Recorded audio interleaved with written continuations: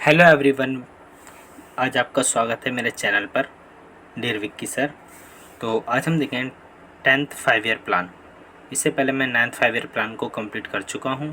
तो आज हम यहां देखेंगे 10th 5 ईयर प्लान। इससे पहले मैं सारे 5 ईयर प्लान बना चुका हूं, एक प्लेलिस्ट बना दूंगा और वहां से सारे 5 ईयर प्लान को देख सकते हो। आइए आगे बढ़ते हैं।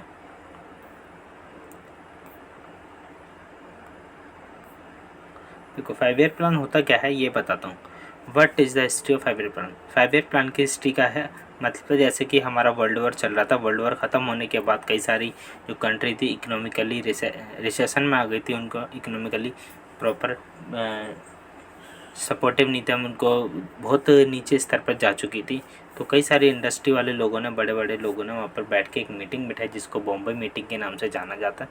सबसे पहले जो 5 ईयर प्लान का जो कॉन्सेप्ट इंट्रोड्यूस हुआ था वो हुआ था जोसेफ स्टेलिन के द्वारा यूएसएसआर के अंदर 1928 के अंदर।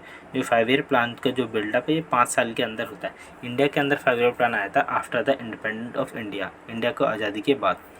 तो आगे बढ़ते हैं। 5 ईयर प्लान का कंसेप्ट क्या है। जैसे हर किसी घर के अंदर हम देखते हैं 1 साल के अंदर उन्होंने घर बनवा लिया, कुछ गाड़ी ले लिया। तो ऐसे ही इंडिया के अंदर 5 साल के अंदर एक टारगेट लेके चलता है, हम कितना ग्रोथ कर सके हैं, हमारे डेवलपमेंट कितना हो गया, हमारे विकास कितना हो गया, हमारे देश के अंदर क्या क्या नई चीज़ें इंट्रोड्यूस हो गई, किस तरह से देश आगे बढ़ रहा है। तो ये 5 ईयर प्लान का मतलब होता है।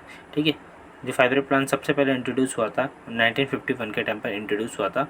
12 5 ईयर प्लान आए थे। ठीक है, 2015 के अंदर 5 ईयर प्लान यानी प्लानिंग कमीशन के नाम से जाना जाता था। प्लानिंग कमीशन को चेंज करके नीति आयोग के नाम से इंट्रोड्यूस करा गया। ठीक है, 2015 के अंदर 1 जनवरी को। आगे बढ़े। जो 10th 5 ईयर प्लान था इसका जो टाइम पीरियड था 2002 से 2007 तक का था। The feature of planning promote the inclusive growth on equitable. Inclusive और एक्सक्लूसिव का मतलब होता है, इंक्लूसिव मतलब अपने अंदर विकास करना, हमारे देश के अंदर विकास करना। एक्सक्लूसिव मतलब बाहर के को लेके भी। तो आगे यहाँ the intend the 8% GDP growth per year. तो पर ईयर 8% GDP ग्रोथ चाहते थे वो अपने देश के अंदर। तो GDP क्या होता है, जो GDP होता है ग्रोस डोमेस्टिक प्रोडक्ट। जो हमारे देश के अंदर जितना भी वस्तुओं या सेवाएं जो निर्धारित मतलब बनी है बेची गई उसको कैलकुलेट करना कि कितना अमाउंट हुआ है, तो उसको बोलते हैं GDP। जैसे इसके अंदर सर्विस दी है, कोई गुड्स है, कोई वैल्यू है, कोई मेजर है, कोई कंपैरिजन है, इकोनॉमिक पर्सन, इन सबको मानते हैं GDP के अंदर काउंट करते हैं। It aim to reduce the poverty in half criteria employment and 80% people, 18 million people. Further the aim to reduce the regional inequality. देखो उस टाइम पे भी अनएम्प्लॉयमेंट की रेट थी। ठीक है, 2002 से 2007 के टाइम पे पॉवर्टी को इनको क्या करना था, आधा करना था, यानी गरीबी को आधे स्तर पर लाना था। रीजनल इनइक्वालिटी चाहिए थी, जो रीजन जहाँ पे रहते थे वहाँ पे इनइक्वालिटी। पॉवर्टी देखो रेडिकेशन होती है, ये देखो गरीब लोग हैं, इनको वेलकम टू आता है, ये देखो कैसे खा रहे हैं, दबा लेते हैं उनको।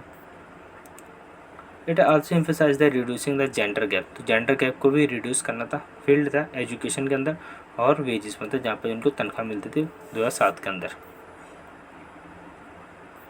अगर जो उन्होंने टारगेट अचीव करने का जो बोला था 8.1 का टारगेट माना था, लेकिन एक्चुअली वो अचीव कर पाए थे 7.6%। ओके, हाँ, अगर आपको वीडियो पसंद आया तो वीडियो को लाइक करें, शेयर करें और सब्सक्राइब करें।